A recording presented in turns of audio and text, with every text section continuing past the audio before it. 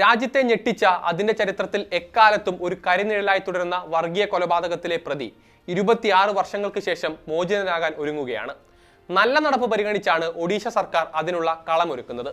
പറഞ്ഞു വരുന്നത് ദാരാ സിംഗ് എന്ന ഓസ്ട്രേലിയൻ മിഷണറി ഗ്രഹാം സ്റ്റെയിൻസിനെയും അദ്ദേഹത്തിന്റെ 2 മക്കളെയും ജീവനോടെ ചുട്ടുകൊന്ന കേസിലെ പ്രതിയെക്കുറിച്ചാണ്. ഒഡീഷ സംസ്ഥാന ശിക്ഷാ അവലോകന ബോർഡാണ് ദാരാ സിംഗിന്റെ ജയിൽ മോചനത്തിന് ശുപാർശ ചെയ്തിരിക്കുന്നത്.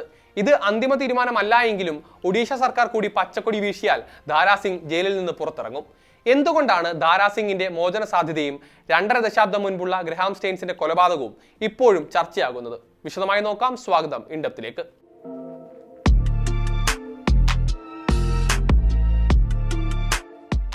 1999 ജനുവരി 22 അന്ന് രാത്രിയാണ് രാജ്യത്തെ ഞെട്ടിച്ച ആ ക്രൂര കൊലപാതകം നടന്നത്.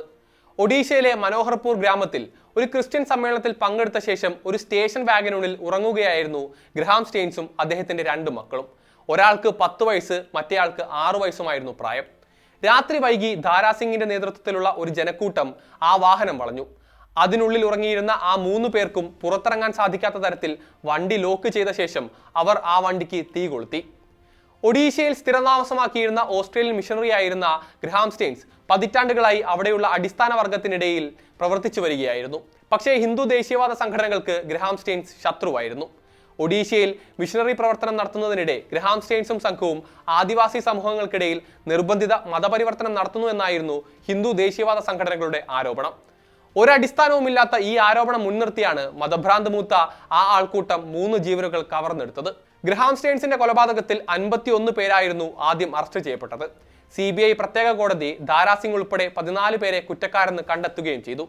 പലരെയും ഒറീസ ഹൈക്കോടതി കുറ്റവിമുക്തരാക്കിയെങ്കിലും ദാരാ സിംഗിനു മേലുള്ള കുറ്റം നിലനിന്നു. ആദ്യം തൂക്കുകയറാണ് വിധിച്ചതെങ്കിലും പിന്നീട് ജീവപര്യന്തമായി സുപ്രീം കോടതി അതിനെ ചുരുക്കി നൽകുകയും ചെയ്തു. ദാരാ സിംഗിനും ആൾക്കൂട്ടത്തിലുണ്ടായിരുന്ന പലർക്കും സംഘപരിവാർ ബന്ധമുണ്ടെന്ന് അന്ന് തന്നെ കണ്ടെത്തുകയും ചെയ്തതാണ്. രാജ്യത്തിനകത്തും പുറത്തും ഏറെ രാഷ്ട്രീയ ചർച്ചകൾക്ക് വഴിവെച്ച കേസ് കൂടിയായിരുന്നു ഇത്. എന്നാൽ ഇപ്പോൾ വർഷങ്ങൾക്ക് ശേഷം അതേ ദാരാ സിംഗിന് നേരത്തെയുള്ള മോചനത്തിന് വഴിയൊരുക്കുകയാണ് ഒഡീഷ സർക്കാർ. ഇന്ത്യൻ ജയിൽ നിയമങ്ങൾ പ്രകാരം നല്ല പെരുമാറ്റമുള്ള ദീർഘകാലം ശിക്ഷ അനുഭവിക്കുന്ന തടവുകാരെ നേരത്തെ മോചിപ്പിക്കാം. ഈ വ്യവസ്ഥയാണ് ദാരാ സിംഗിനും സഹായകമാകുന്നത്. കുറച്ചേറെ വർഷങ്ങളായി ദാരാ സിംഗിന്റെ മോചനത്തിനായി സംഘപരിവാർ ശ്രമങ്ങൾ നടത്തി വരികയായിരുന്നു. 2022 സുദർശൻ TV എഡിറ്റർ സുരേഷ് ചാവങ്കെ ദാരാ സിംഗിന്റെ മോചനത്തിനായി പ്രചാരണം നടത്തുകയും ജയിലിൽ അദ്ദേഹത്തെ കാണാൻ ശ്രമിക്കുകയും ചെയ്തിരുന്നു. എന്തിനേറെ അന്നത്തെ ആ പ്രകടനങ്ങളിൽ നിലവിലെ ഒഡീഷ മുഖ്യമന്ത്രിയായ മോഹൻ ചരൺ മാജിയും അന്ന് പങ്കാളിയായിരുന്നു. കേന്ദ്രത്തിലും സംസ്ഥാനത്തും സംഘപരിവാർ പാർട്ടി അധികാരത്തിൽ വരുമ്പോഴാണ് ദാരാ സിംഗിന്റെ മോചനത്തിന് വഴിയൊരുങ്ങുന്നത് എന്നതാണ് ഏറ്റവും ശ്രദ്ധേയം. ഇപ്പോൾ ദാരാ സിംഗ് ഒഡീഷയിലെ കിയോഞ്ചർ ജയിലിലാണ്. എന്നാൽ ഒഡീഷ സർക്കാർ റിവ്യൂ ബോർഡിന്റെ ശുപാർശ അംഗീകരിച്ചാൽ ഇന്ത്യയിലെ ഏറ്റവും കുപ്രസിദ്ധമായ വർഗീയ കൊലപാതകങ്ങളിൽ ഒന്നിൽ ശിക്ഷിക്കപ്പെട്ടയാൾ സ്വതന്ത്രനായി പുറത്തിറങ്ങും.